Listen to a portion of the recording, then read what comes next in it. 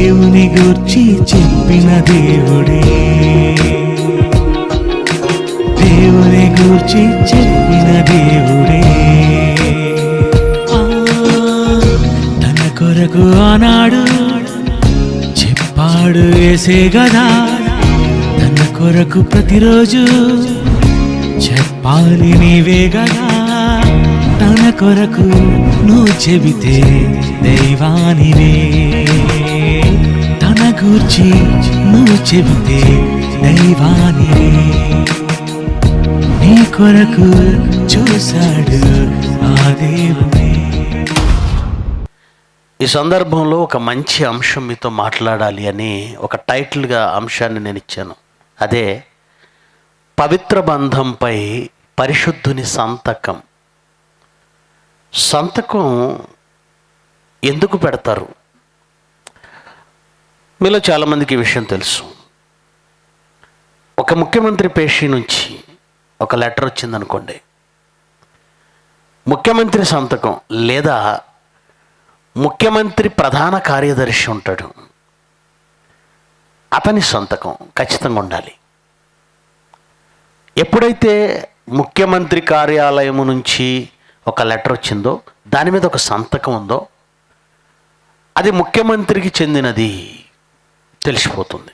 అంటే ఉన్న సంతకాన్ని బట్టి అది ఎవరికి చెందినదో చెప్పేస్తాం. కొన్నిసార్లు సీల్, ముద్ర కూడా ఉంటుంది. సీల్ ఉంటుంది, ముద్ర ఉంటుంది. పంచాయతీ నుంచి ఒక లెటర్ వచ్చిందనుకోండి, ప్రెసిడెంట్ గారి సంతకం, దానికి సంబంధించిన సీల్, ముద్ర, ఇది పంచాయతీకి చెందింది అంటాం. ఒక స్కూల్ నుంచి లెటర్ వచ్చిందనుకోండి, హెడ్ మాస్టరే పంపాడు, అతని సంతకం ఆ స్కూలుకు సంబంధించిన ముద్ర.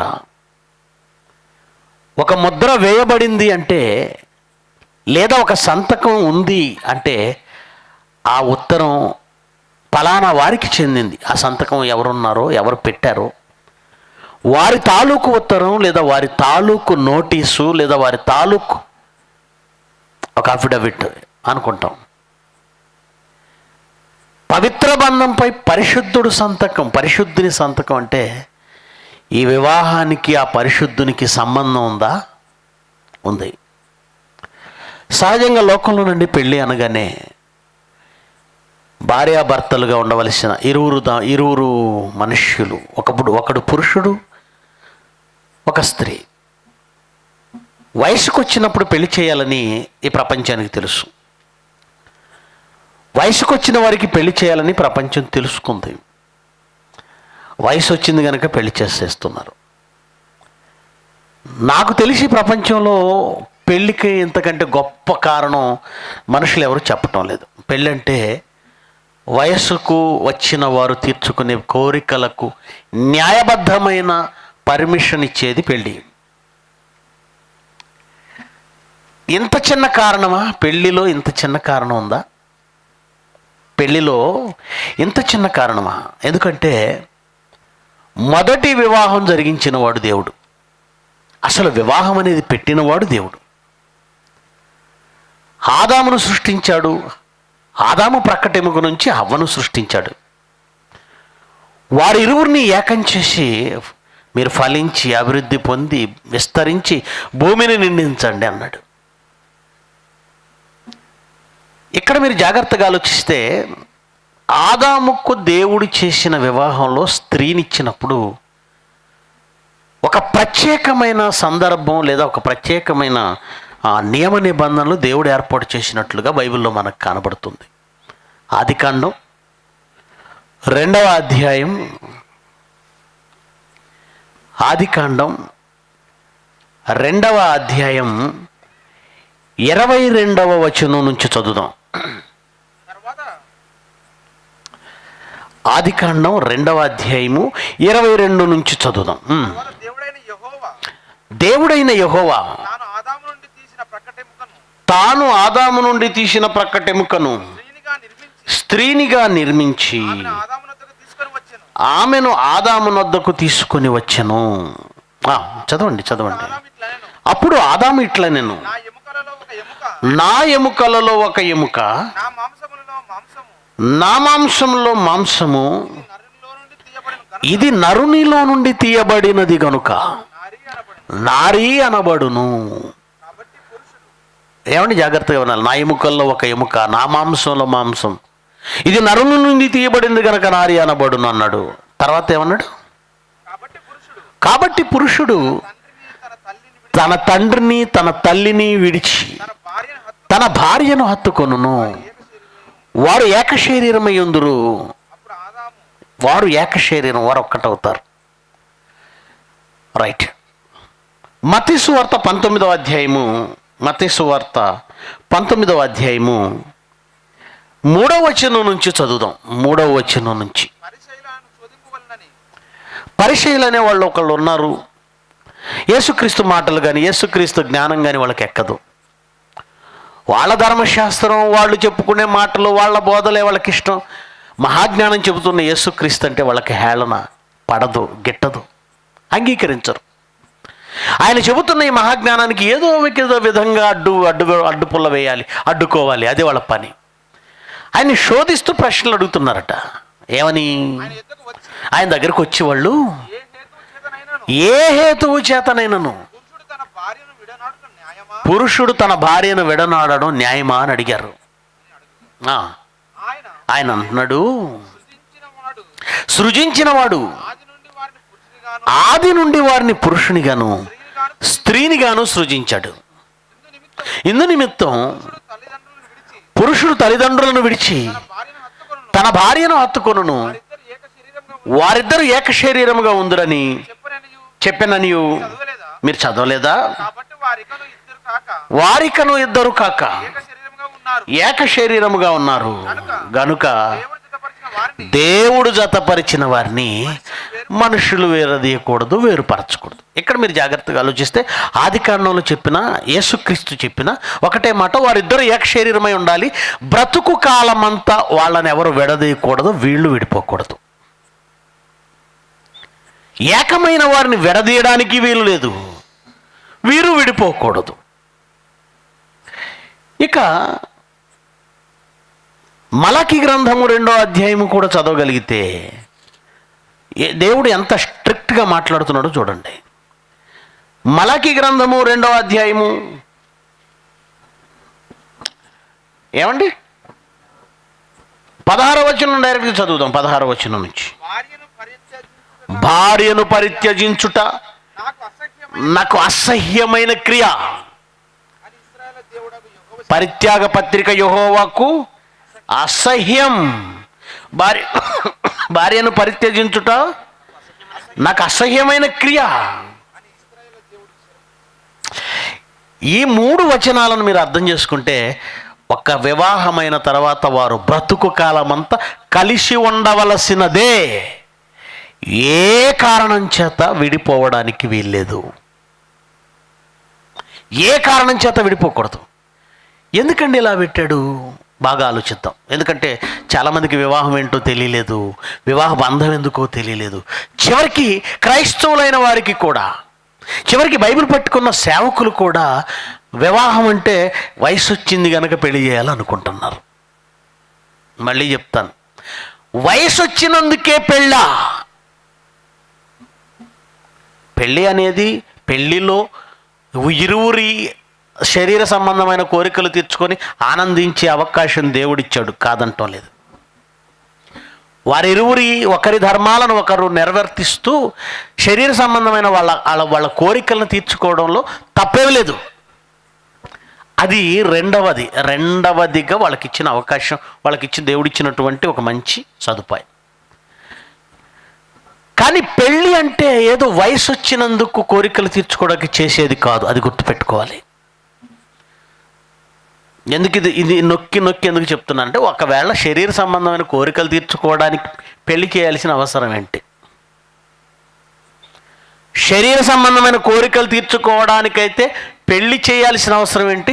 పెళ్లి చేసి ఒక్క ఆమెతో ఉండమనే అవసరం ఏంటి? దీని వెనక ఏదో ప్రణాళిక కనపడడం లేదా మీకు? ఆ రోజు శాస్త్రుల పరిచయాలు కూడా యేసు ప్రభు మహాజ్ఞానం చెప్తే ఎక్కదళ్ళకి. ఈరోజు చాలామంది అక్కడే ఆగిపోయారు. నరుడు ఒంటరిగా ఉండుట మంచిది కాదు అంటే, వయసు వచ్చింది చెడిపోతాడు ఆదాము, అందుకు చేశారా పెళ్ళి? అందుకే చేశాడు దేవుడు పెళ్ళి?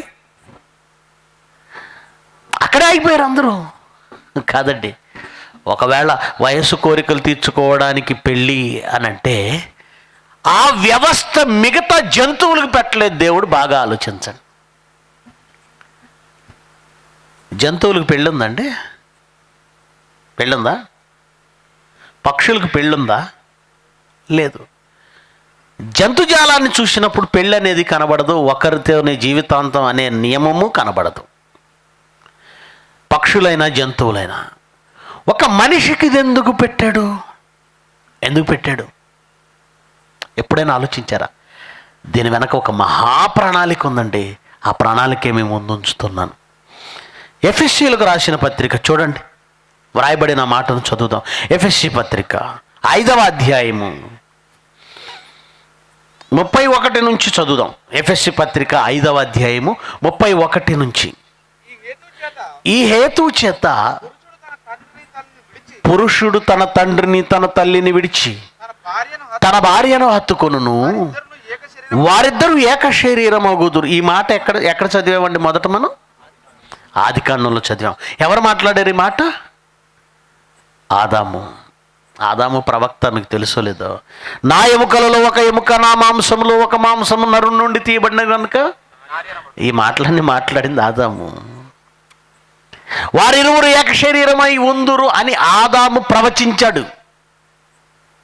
సేమ్ ఈ మాటని ఇక్కడ రాస్తున్నాడు పౌలు. ఏమంటున్నాడు? పురుషుడు తన తల్లిని తన తండ్రిని విడిచి తన భార్యను హత్తుకొనును, వారిద్దరూ ఏక శరీరం అగుదురు. ఈ మర్మము గొప్పది. ఇక్కడ అందరూ మిస్ అయిపోయారండి. ఇదేంటట? మర్మం. మర్మం అంటే క్రీస్తును గూర్చిన ఒక రహస్యం. ఆదికాండంలో 2వ అధ్యాయంలో 22, 23 వచనాల్లో కనబడిన ఈ వాక్య భాగం ఉందే, పెళ్ళైన వాళ్ళందరికీ వర్తించే మాట అనుకుంటున్నారు. ఏదో పెళ్ళైన జంట కోసం మాట్లాడాడు అనుకుంటున్నారు.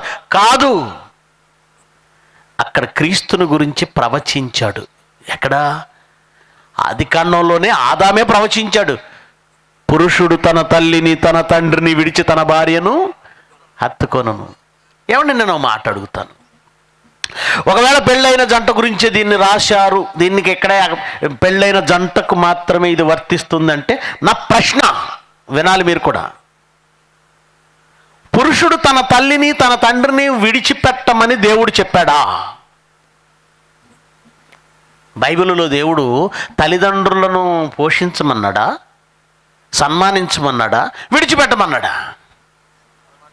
సన్మానించడం అంటే ఏంటి? తన తల్లిని తన తండ్రిని వదిలేసి భార్యతో పాటు ఉండమనా? చాలామంది ఈ వాక్యాన్ని చూపించేసి ఒక కోడలు అంటుంది అత్తతో, దేవుడే పర్మిషన్ ఇచ్చేశాడు, పురుషుడు తన తల్లిని తన తండ్రిని విడిచి తన భార్యను హత్తుకుంటాడని, నీ కొడుకు నీతో ఇక ఉండడు, పెళ్ళైన తర్వాత నాతో ఉండాలి అని కోడలు అంటుంది.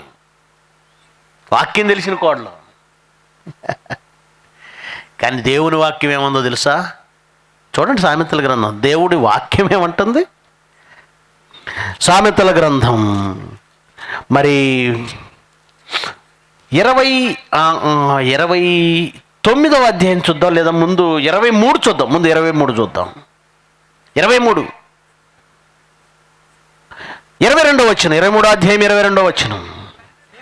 నిన్ను కనిన నీ తండ్రి ఉపదేశం అంగీకరించు, నీ తల్లి ముదిమయందు ఆమెను నిర్లక్ష్యం చేయొద్దంటే వదిలేయమనా, జాగ్రత్తగా చూడమనా? నీ తల్లి ముదిమయందు ఆమెను నిర్లక్ష్యం చేయకు. 25, నీ తల్లిదండ్రులను నువ్వు సంతోషపెట్టవలను, నిన్ను కనిన తల్లిని ఆనందపరచవలెను. తల్లిని దూషించు అని దీపము కారు చీకటిలో ఆరిపోను. ఎన్ని వాక్యాలు కావాలండి మీకు? ఎన్ని వాక్యాలు కావాలి? ఒక ప్రక్క నుంచి తల్లిదండ్రులను పోషించాలి, వాళ్ళ ఆలన పాలన చూడాలి, వాళ్ళకి తిండి పెట్టాలి. వాళ్ళను ముదిమయందు నిర్లక్ష్యం చేస్తే శాపగ్రస్తుడు అవుతావు. తల్లిని దూషిస్తే అతని దీపము కారు చీకట్లు ఆరిపోతుంది, లోయకాకులు పీకుతాయి అన్నట్టు. ఇన్ని మాటలు చెప్పిన దేవుడు భార్య రాగానే తల్లిదండ్రులు వదిలేయమని చెప్తాడా? ఎవరయ్యా నీకు వాక్యం నేర్పింది? అసలు అది ఎవరి కోసం చెప్పాడు? ఈ మర్మము గొప్పది. అందులో ఏముంది? మర్మం. నువ్వు తల్లిని తండ్రిని వదిలేయడానికి వీల్లేదు. నువ్వు తల్లిదండ్రులను వదిలేయడానికి వీల్లేదు. మరి ఇక్కడ ఎవరి గురించి మాట్లాడిన మాట ఇది? ఎఫెసీ పత్రిక 5వ అధ్యాయము 31. పురుషుడు ఈ హేతువు చేత పురుషుడు తన తండ్రిని తన తల్లిని విడిచి తన భార్యను హత్తుకొను, వారిద్దరూ ఏక శరీరమై ఉందురు. ఈ మర్మము గొప్పది. అయితే నేను క్రీస్తును గూర్చి సంఘమును గూర్చి, ఈ మర్మములో ఎవరున్నారు? క్రీస్తు, సంఘము. పరలోకమందున్న తన తండ్రిని వదిలేసి ఈ భూమి మీదకి వచ్చాడు. ఎవరి కోసం? ఎవరి కోసం? సంఘమైన భార్య కోసం. తనకు శరీరాన్ని ఇచ్చిన తల్లిని కూడా విడిచిపెట్టేసి 30 ఏళ్ల వయసులో వెళ్ళిపోయాడు. ప్రతి పల్లెకు, ప్రతి గ్రామానికి, ప్రతి పట్టణానికి. ఎవరి కోసం? సంఘమైన తన భార్య కోసం. ఏమండి, ఆదికాండం 2వ అధ్యాయంలో మాట్లాడిన మాటలు ఎవరి గురించి రాయబడ్డాయి? క్రీస్తుకు, సంఘానికి సంబంధించిన మాట. ప్రియులరా, ఇక్కడ మీరు అర్థం చేసుకోవాల్సింది ఏంటంటే, ఆ 22వ వచనం నుంచి వరుసగా చదువుతూ వస్తే భార్యకు భర్త ప్రేమించాలని, భార్యను భర్త ప్రేమించాలని, భర్తకు భార్య లోబడాలని అనేక మంచి మాటలు చెబుతూ, క్రీస్తు కూడా సంఘమును ప్రేమించి, భార్య భర్త అంటాడు, క్రీస్తు సంఘం అంటాడు. భార్య భర్త అంటాడు, క్రీస్తు సంఘం అంటాడు. 22 నుంచి వరుసగా చూస్తే 25 కూడా చూద్దాం. పురుషులారా, మీరును మీ భార్యలను ప్రేమించుడి, అటువలే క్రీస్తు కూడా సంఘమును ప్రేమించేది కళంకమైనను ముడతైనను అట్టిది మరి ఏదైనాను లేక పరిశుద్ధమైనదిగా నిర్దోషమైనదిగా మహిమగల సంఘముగా ఆయన తన ఎదుట దానిని నిలవబెట్టుకొనవలెనని వాక్యముతో ఉదక స్నానము చేత దాన్ని పవిత్రపరిచి పరిశుద్ధపరచుటకై దాని కొరకు తనను తాను అప్పగించుకున్నట్టు వలే పురుషులు కూడా తమ సొంత శరీరం వలె తమ భార్యలను ప్రేమింపబద్దులై ఉన్నారు.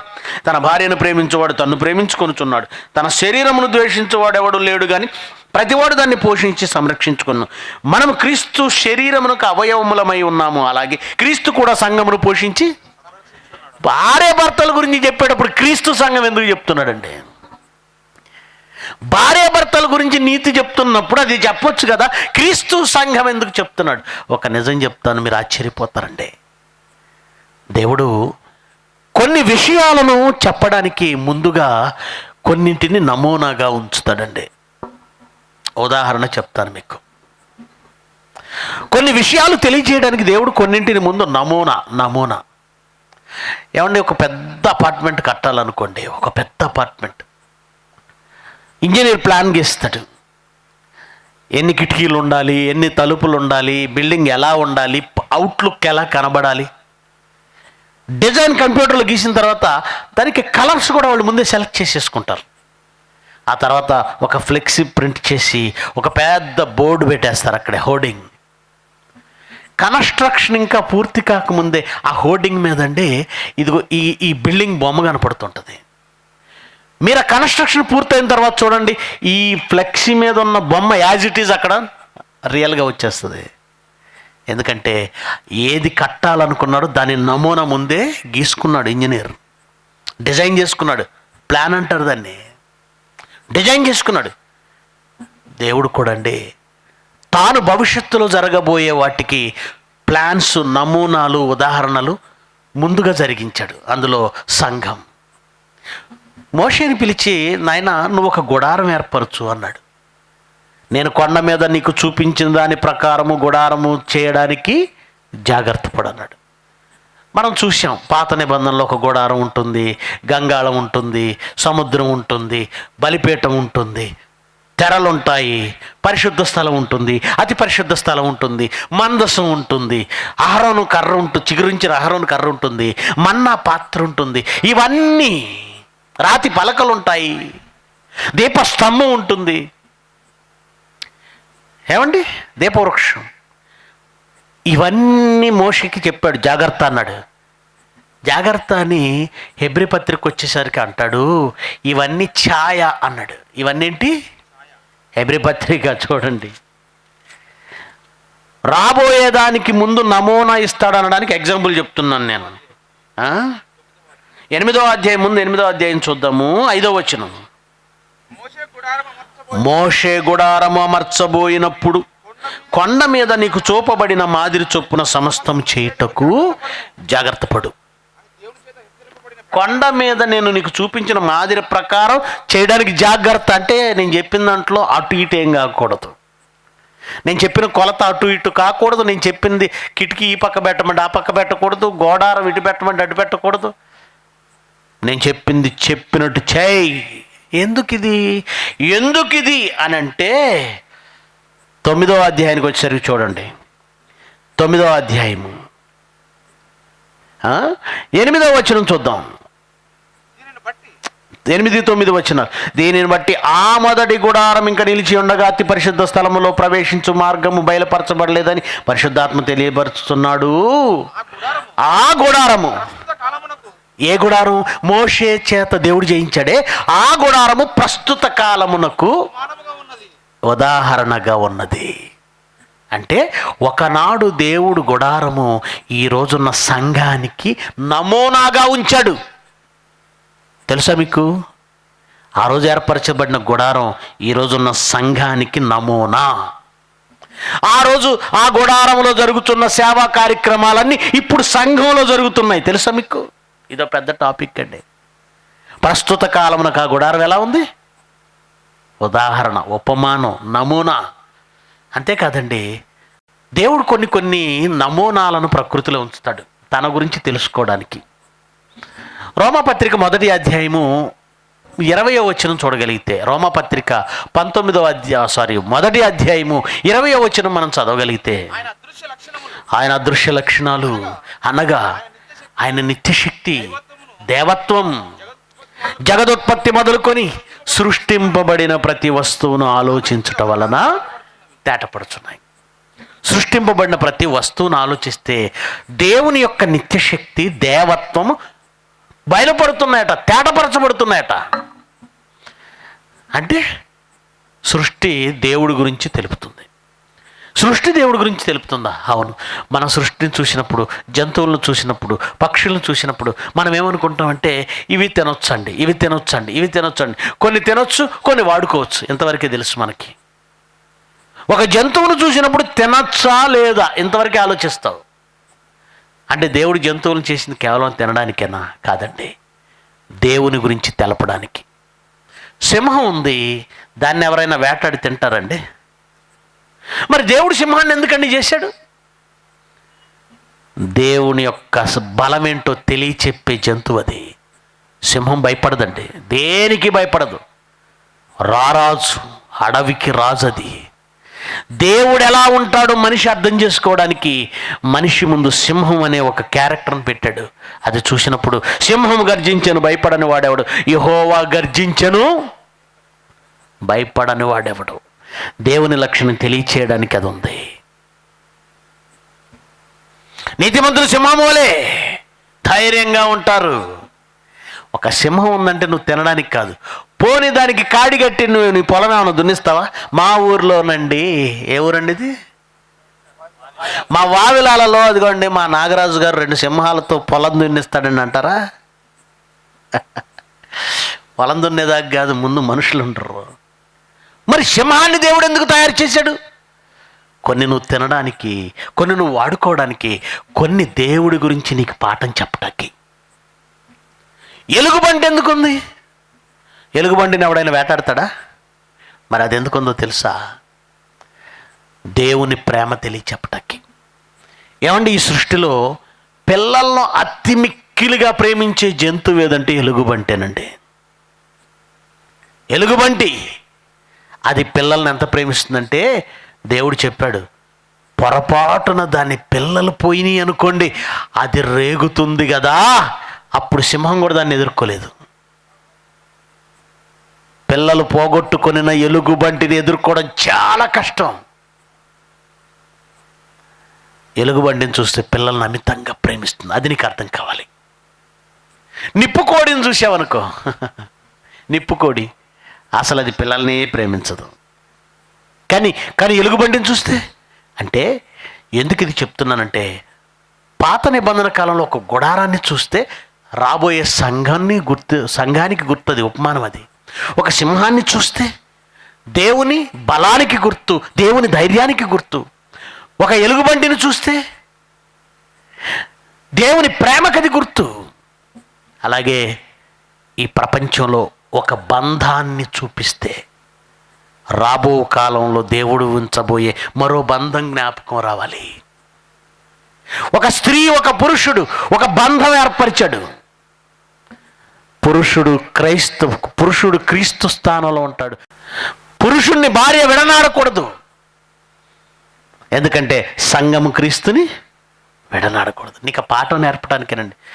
సంఘం అంటే ఏంటో, క్రీస్తు అంటే ఏంటో అర్థం చేయించడానికి 2000 సంవత్సరాల తర్వాత, క్షమించండి, ఆదాము కాలానికి 4000 సంవత్సరాలు, యేసుక్రీస్తు సుమారుగా 4000 సంవత్సరాలు, సుమారుగా 4000 సంవత్సరాల తర్వాత రాబోయే క్రీస్తు సంఘం ఎలా ఉండాలో ప్రపంచంలో దేవుడు ఒక నమూనా పెట్టాడు. అదే భార్యాభర్త బంధం. అంటే ఈ భార్యాభర్త బంధం వెనుక క్రీస్తు సంఘం అనే బంధం దాగి ఉందా? ఒక మాటలో చెప్పాలంటే అసలు క్రీస్తు సంఘం అనే బంధాన్ని చూపించడానికే ఈ భూమి మీద భార్యాభర్తల బంధం ఏర్పరిచాడు. అందుకే పవిత్ర బంధంపై ఎవరి సంతకం ఉంది? విడిచిపెట్టొద్దు అన్నాడు. ఒక జంతువుకి ఎందుకు ఈ నియమం పెట్టలేదు? ఒక జంతువుని ఒకే భార్య ఒకే భర్త అని జంతువులకి ఎందుకు పెట్టలేదు నియమం? పక్షులకి ఎందుకు పెట్టలేదు? ఒక మనిషికి ఎందుకు పెట్టాడు? నువ్వు దేవుని కుమారుడివి. క్రీస్తు రూపాన్ని పురుషుడు చూపిస్తే సంఘము యొక్క ఔన్నత్యాన్ని స్త్రీ చూపించాలి. క్రీస్తు యొక్క ఉన్నత స్థితిని పురుషుడు చూపించాలి. ఈ ప్రపంచానికి మాదిరి నేర్పాలండి క్రైస్తవులు. వివాహ బంధంలో దేవునికి ఉన్న ప్రణాళికలో ఒక ప్రధానమైన భాగం ఇది. భార్యాభర్తల బంధం క్రీస్తు సంఘానికి ఉన్న బంధాన్ని ప్రపంచానికి నేర్పే ఒక గొప్ప నమూనా ఇది. అందుకే దేవుడు శ్రద్ధ తీసుకున్నాడు. ఏ కారణం చేత కూడా మీరు పురుషుడు భార్యని పరిత్యజించకూడదు. అలా పరిత్యజిస్తే క్రీస్తుకు సంఘానికి ఉన్న బంధం యొక్క విలువ పోతుంది. ఏ కారణం చేత విడిచిపెట్టకండి. ఏ కారణం చేత విడిచిపెట్టకూడదు. ఈ మధ్యకాలంలో ఫ్యాషన్ అయిపోయిందండి. విడాకులు కావాలంటే చాలా సింపుల్గా కోర్టు వాళ్ళు ఇచ్చేస్తున్నారు. సుప్రీంకోర్టు న్యాయమూర్తికైనా విడాకులు ఇచ్చే అధికారం లేదు బైబిల్ చట్ట ప్రకారం. దేవుడు జతపరిచిన వారిని మనుష్యుడు వేరు చేయకూడదు. ఎందుకింత ఎంత ఖచ్చితంగా పెట్టాడంటే క్రీస్తు సంఘం యొక్క బంధం కనబడుతుంది ఆ వివాహ బంధంలో. క్రీస్తు సంఘం యొక్క బంధం. అంతేకాదు, ఇక్కడ మీరు జాగ్రత్తగా ఆలోచిస్తే ఏదో పిల్లలు కలగడానికి మాత్రమే వారిద్దరిని కలిపాడు అనుకోకండి. పిల్లలు కావాలంటే ఏమండి, దేవుడు మొట్టమొదటి మనిషిని ఎలా చేశాడండి? నేలమట్టితో కదా, నేలమట్టితో. రెండవ మనిషిని ఎలా చేశాడు?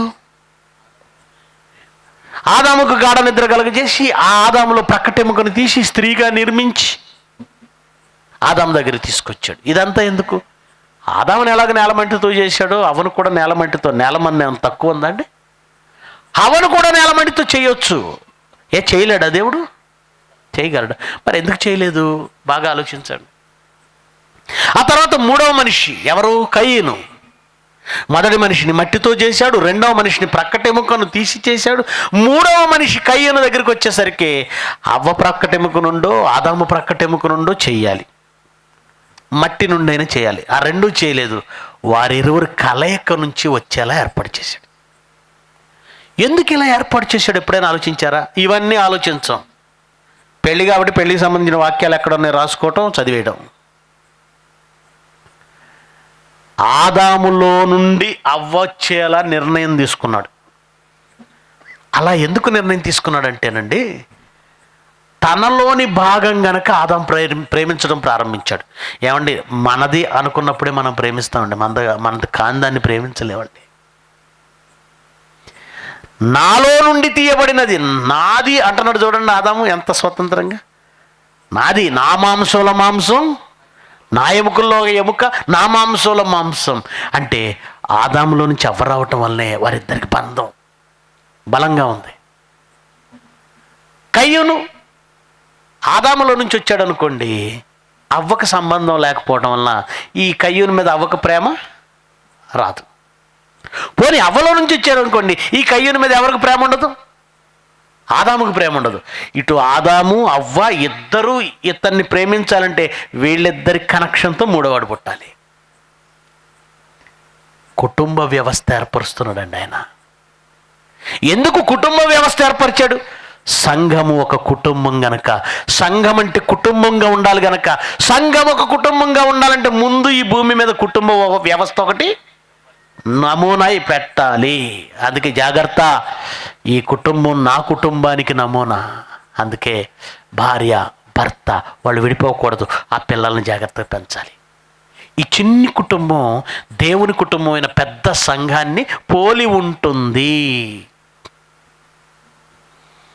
అందుకే అందుకే పౌలు అంటాడు, ఈ మర్మము గొప్పది. ఇందులో రహస్యం ఉందండి. మనం అనుకుంటాం ఆదికాండంలో యేసుక్రీస్తు గురించి ఏంటండి అనుకుంటారా? ఏమండి, అపవాదిని శపించేటప్పుడే యేసుక్రీస్తు గురించి చెప్పాడండి. ఉదాహరణగా చెప్తాను, ఏమీ లేదు అనుకోకండి.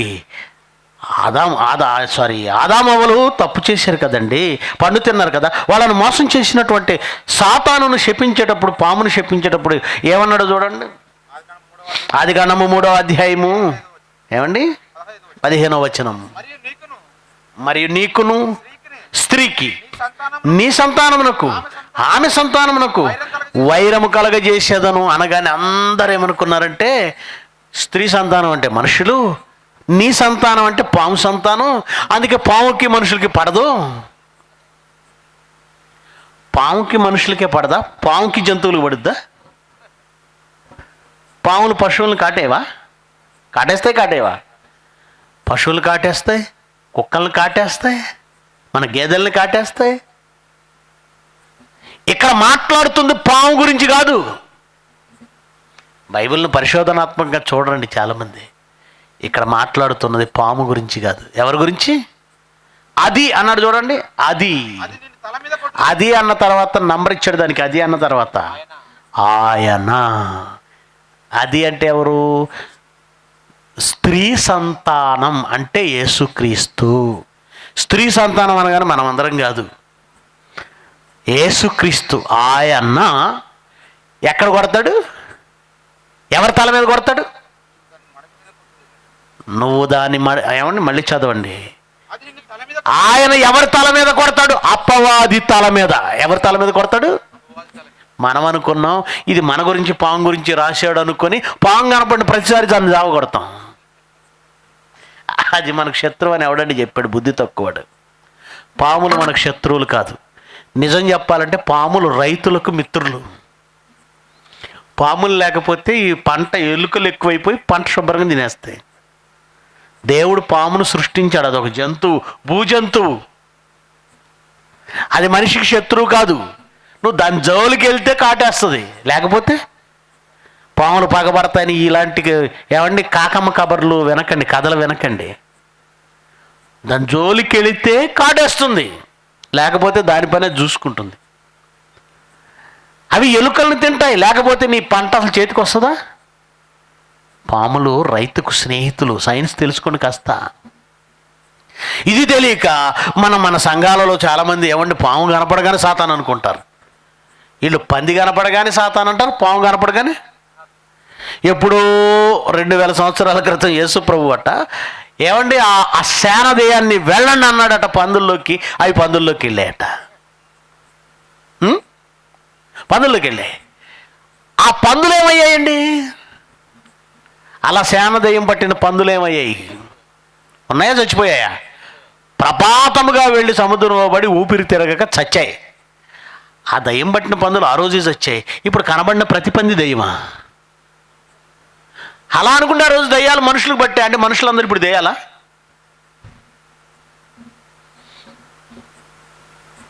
ఒకసారి మీటింగ్కి వెళుతున్నానండి, ఒక వ్యాన్లో కూర్చొని. వేరే డ్రైవింగ్ చేస్తున్నాను, నేను వ్యాన్లో కూర్చున్నాను.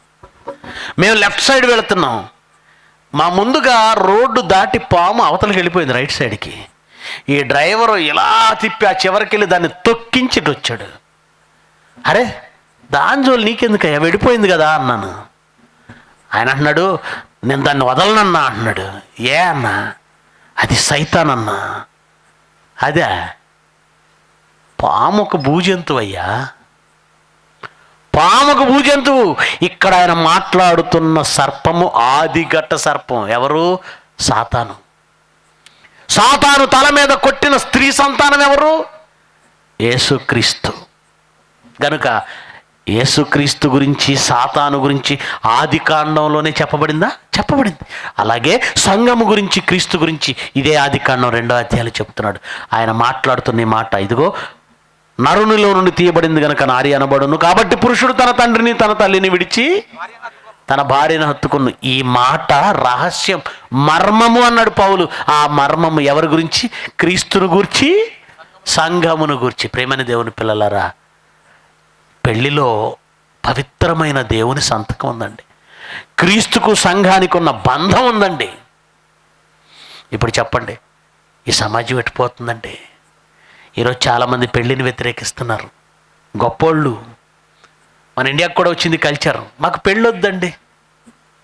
మన మోహన్ బాబు గారి కుమార్తె ఉంది, ఆవిడ పేరేంటండి? మంచు లక్ష్మి. నాకు సరోగసి ద్వారా బిడ్డ కావాలి. సరోగసి అంటే అద్దె గర్భం అండి, అద్దె గర్భం. ఈ మధ్య అలా తయారయ్యారండి.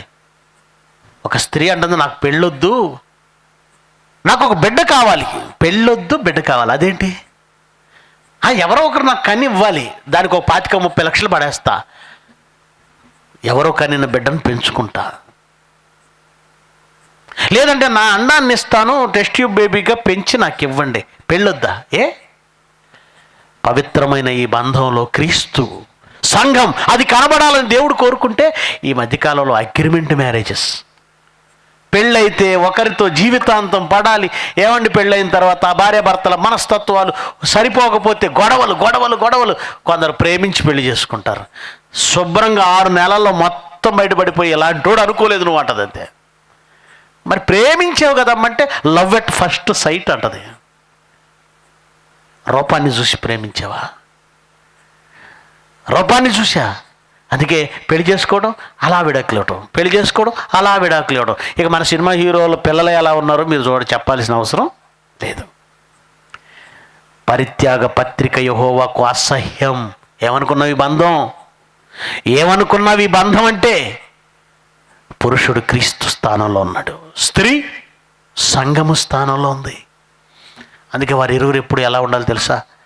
స్త్రీ పురుషుడికి లోబడి ఉండాలి. చాలామంది మూర్ఖులు అంటారండి, చాలామంది మూర్ఖులు.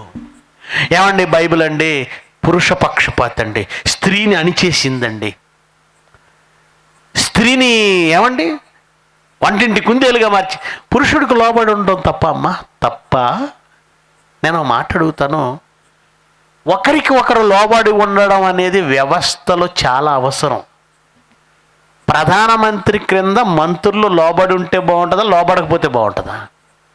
అదేంటండి బానిసత్వం, అది ప్రధానమంత్రికి మంత్రులు లోబడకూడదు అన్నారనుకోండి, వ్యవస్థ గందరగోళం. బాస్కి ఎంప్లాయీస్ అంతా లోబడి ఉండాలా, లోబడి ఉండకూడదా? లోబడి ఉండకపోతే వ్యవస్థ గందరగోళం. ఎస్ఐకి కానిస్టేబుల్ ఎవరో లోబడ్డో లేదనుకోండి, వ్యవస్థ గందరగోళం, మొత్తం గందరగోళం. నేను ఒక మాట అడుగుతాను ఆడపిల్లల్ని, మీ నాన్నకు నువ్వు లోబడి ఉండటం తప్ప రైటా అమ్మ చెప్పు? మరి నీ భర్త ఎవరో తెలుసా? పెళ్ళి కాకముందు తండ్రి అయితే నిన్ను పోషించి సంరక్షించేది, పెళ్ళైన తర్వాత భర్త. దేవుడు శిరస్సు స్థానంలో ఉంచాడు, నువ్వెవరు కాదనడానికి. పురుషుడిగా నిర్మించింది దేవుడు, స్త్రీగా నిర్మించింది దేవుడు. నిర్మించిన ఆయన నియమించాడు. పురుషుడు శిరస్సు. శిరస్సు అంటే ఏంటో తెలుసా? మన శరీరంలో అన్ని అవయవాలకు ఆదేశాలు ఇస్తూ, అన్ని అవయవాలను కంట్రోల్లో పెట్టుకొని, అన్ని అవయవాల చేత పని చేయించేది శిరస్సు.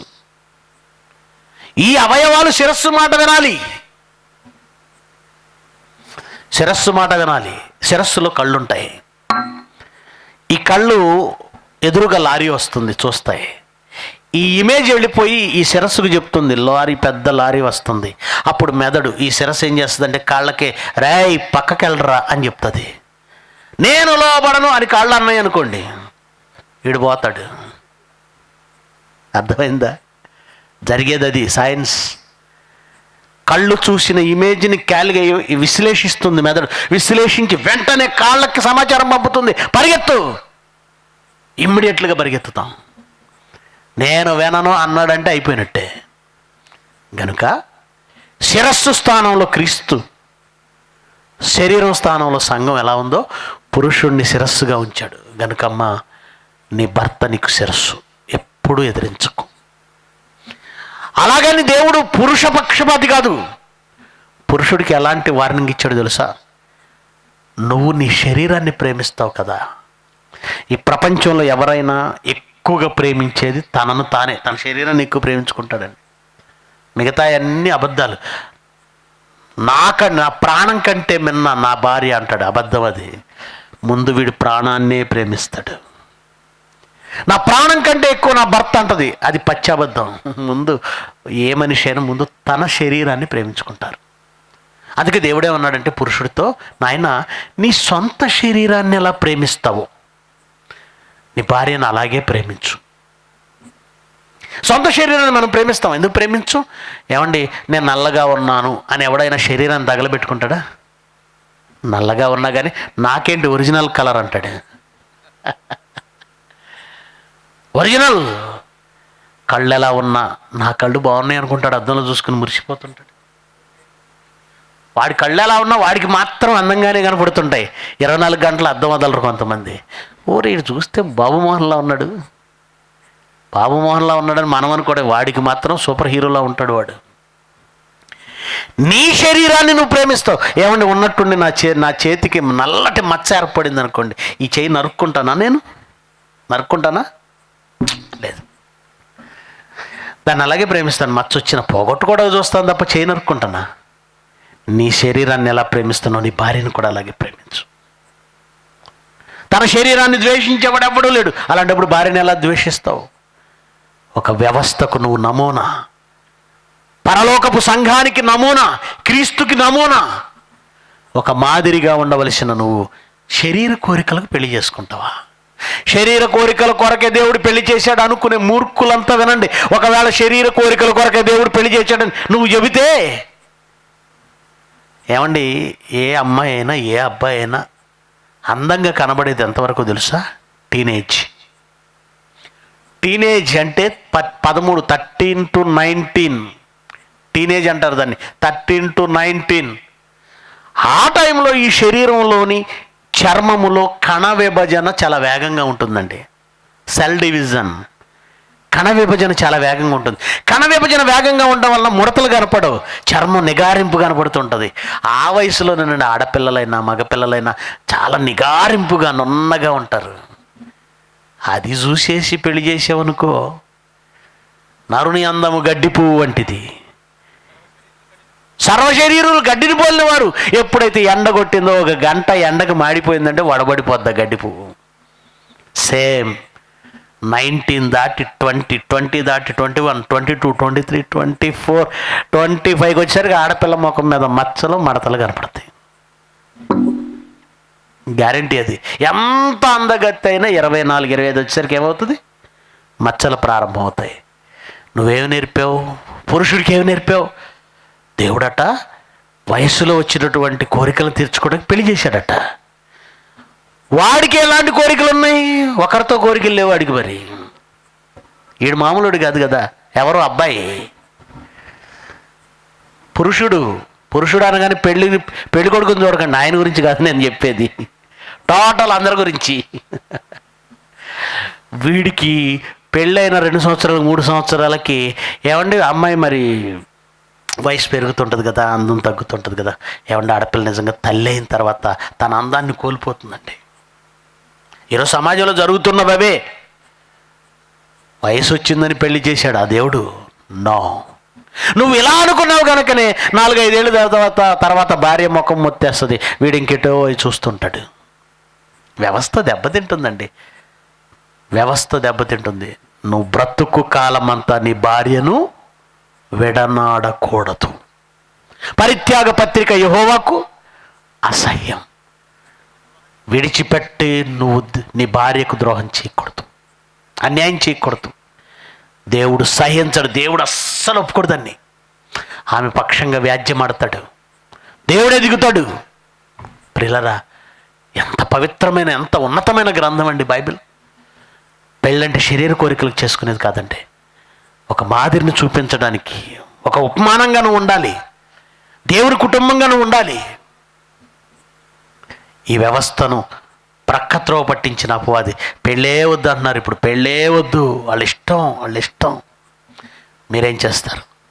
అందుకే పెళ్ళి అనగానే ఏదో బాగా కట్నం తెచ్చే అమ్మాయినో, బాగా అందంగా ఉన్న అమ్మాయిని చేసుకోవాలనే తప్పుడు ఆలోచనలు వదిలేయండి. పెళ్ళంటే దేవుడి కోసం చేసుకునే ఒక పవిత్ర కార్యం. నన్ను అడిగితేనండి, పెళ్ళి అనేది ఒక ఉద్యోగం లాంటిదండి. నేను బైబిల్ బాగా పరిశోధించిన తర్వాత ముసలదైపోయినా వదలకూడదు అన్నాడు అంతే దేవుడు. పెళ్ళంటే శరీర కోరికల కనుక్కునే మూర్ఖులు వినాలి. ముసలిదైపోయినా ముసలివాడైపోయినా నువ్వు అలాగే కలిసి ఉండాలంటే ఇది ఏదో నీ శరీర కోరికల కొరకు కాదు, అది సెకండరీ. మీరిద్దరు కలిసి ఉన్నారు కనుక ఇద్దరు ఆనందించండి, తప్పేమీ లేదు. కానీ అది తర్వాత సంగతి. కానీ మిమ్మల్ని ఎందుకు కలిపానంటే నా పని నిమిత్తం. ఉద్యోగం లాంటిదే. నీకు ఇష్టం ఉన్నా ఇష్టం లేకపోయినా భర్తతో కలిసే ఉండాలి, ఇష్టం ఉన్నా ఇష్టం లేకపోయినా భార్యతో. ఉద్యోగానికి వెళ్తే ఇష్టం ఉన్నా లేకపోయినా బాస్ ఫైల్ తెమ్మడి తేవాలవుద్దా? వెనకాల తిట్టుకున్నా వెళ్ళి ఫైల్ ఇవ్వాల్సిందే, చెప్పింది చేయాల్సిందే. నువ్వెలా ఉన్నా, నీ భార్య ఎలా ఉన్నా, నీ భర్త ఎలా ఉన్నా, నువ్వు జీవితాంతం కలిసి ఉండాల్సిందే. ఎందుకంటే కలిపినవాడు నీకు అప్పగించిన ఉద్యోగం ఇది, బాధ్యత ఇది. కనుక పెళ్ళిళ్ళు చేసుకునేటప్పుడమ్మా బాగా కట్నం ఇచ్చే అబ్బాయి కావాలని అమ్మాయి తరపు వాళ్ళు, బాగా కట్నం తెచ్చే అమ్మాయి కావాలని అబ్బాయి తరపు వాళ్ళు, బాగా సంపాదించే అబ్బాయి కావాలని అమ్మాయి తరపు వాళ్ళు. అలా ఆలోచించకండి. జీవితాలు బాగుండాలంటే డబ్బు కట్నాలు కాదు. అసలు పెళ్ళికి అర్హత దేవుడు చెబుతూ దేవుని పనిలో ఉన్న ఆదాముకి, దేవుని పనిలో ఉన్న ఆదాము దేవుని పనిలో ఉన్నాడు. దేవుని పనిలో ఉన్న ఆదాముకి సాటి అయిన సహాయంగా అవని తీసుకెళ్ళి ఇచ్చాడు. అప్పటికి ఆదాము దేవుడు పని చేస్తున్నాడు, లక్షల జీవరాశులకు పేర్లు పెడుతున్నాడు. ఆదాము దేవుని పని చేస్తున్నాడు, సేద్యపరుస్తున్నాడు. చూశాడు, సరిగ్గా ఈ టైంలో హవ్వని నేను తోడుగా ఇవ్వాలి. ఎందుకంటే ఎంత పని ఉంది. కనుక దేవుని పనిలో పురుషుడు ఉండాలి, ఆ దేవుని పనిలో సహాయం చేసే స్థితిలో స్త్రీ ఉండాలి. అదండి కరెక్ట్గా పెళ్లి చేసే అర్హత. కానీ మనవాళ్ళు అమ్మాయి తెచ్చే డబ్బు కోసం, అబ్బాయి సంపాదించే డబ్బు కోసం వద్దండి. అమెరికా సంబంధం అని గొప్పగా చెప్పుకోకండి. అమెరికా తీసుకెళ్ళి చంపేస్తున్నారు. అమెరికా సంబంధం అని గొప్పలు చెప్పుకోకండి. క్రైస్తవ కుటుంబాలు మారాలి, మీ ఆలోచన తీరు మారాలి. పెళ్ళి అంటే శరీర అవసరాలు తీర్చుకొని ఇష్టం తీరిపోయిన తర్వాత విడాకులు ఇచ్చి పంపించేది కాదు. ఒక బంధాన్ని, పరలోక బంధాన్ని, క్రీస్తుకు సంఘానికి ఉన్న బంధాన్ని ఈ ప్రపంచానికి చూపించే నమూనా భార్యాభర్తల బంధం, కుటుంబ బంధం. ఆలోచించండి. ఈరోజు వేదిక మీద కూర్చున్నటువంటి వీరిరువురు ఈ వాక్యం విన్నారు. తాము దేవుని కోసం బ్రతుకుతూ తమ గర్భవాసాన పుట్టే పిల్లలు దేవుని కోసం పెంచబడాలి, పరలోక పౌరులుగా పెంచబడాలి. ఒక యోసేపులా, ఒక దానియేలులా, ఒక దావీదులా, అపోస్తలుల్లా, క్రీస్తులా ఈ సమాజానికి ఆ బిడ్డలను మీరు పెంచి అందించాలి. అందుకే మిమ్మల్ని ఉంచాడు. అందుకే భార్యాభర్తలు ఎడబాయకూడదు అన్నాడు. గనుక ప్రియులరా, వాక్యాన్ని సరిగా అర్థం చేసుకొనక శరీర అవసరాల కోసం దేవుడు పెళ్లి చేశాడని నువ్వు అనుకుంటే లోకంలో అందరూ అందుకే చేసుకుంటున్నారు. నువ్వు అదే కారణం అనుకుని చేసుకొని దేవుని సంకల్పం ఒకటి ఉంది, దాన్ని నువ్వు మర్చిపోతే నువ్వు దేవుడికి అన్యాయం చేసిన వాడవు కదా. బైబిల్ పట్టుకొని వాళ్ళకి బైబిల్ పట్టుకున్న నీకు ఏంటి తేడా? వివాహం పవిత్రమైన బంధం, దానిపై పరిశుద్ధుని సంతకం ఉంది.